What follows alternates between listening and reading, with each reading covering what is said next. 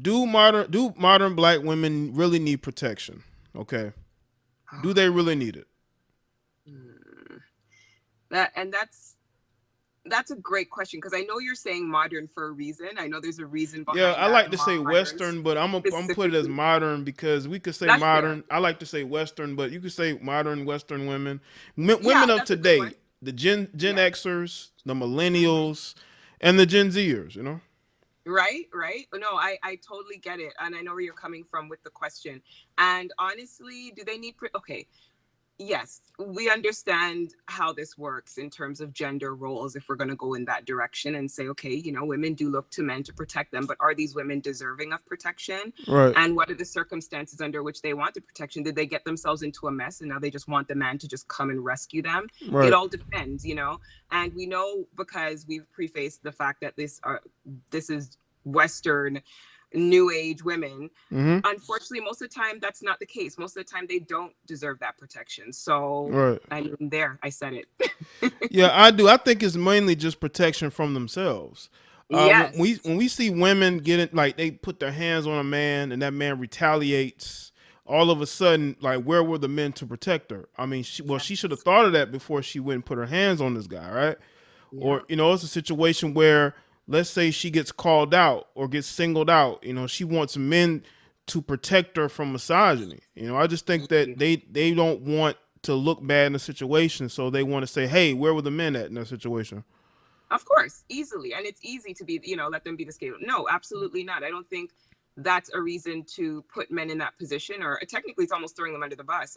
It's a slap in the face. Why do that and expect men to fix your situations and your problems after you've created them? It's so unfair and Right. so yeah. Um, it's become like a marketing campaign. Like with you, pure. Mhm. I, would you say that you're in the entertainment circles, or may you have been in and out of them or around them? Uh, do Yes, do you, absolutely. do you see the campaigning that goes on, the shaming of men, to do better and to be better men and to have more discipline? But with women, it's never the case with them. Yeah. They're never told to have more discipline. They're never told to don't do this, don't do that. They're literally treated like children or like special Yes. needs. Like they're never told to, what, maybe you should change things about you, but it's always what men need to change about themselves. Yeah, absolutely. Oh yeah, and as you said, in these circles, absolutely. It's been going on for years, maybe more so undercover, but now it's very much out there. It's highlighted the fact that women have to be, put on pedestals, and men have to, pretend they're walking on eggshells, pretty much in every scenario. And I mean, we have things like the Me Too movement for that same reason.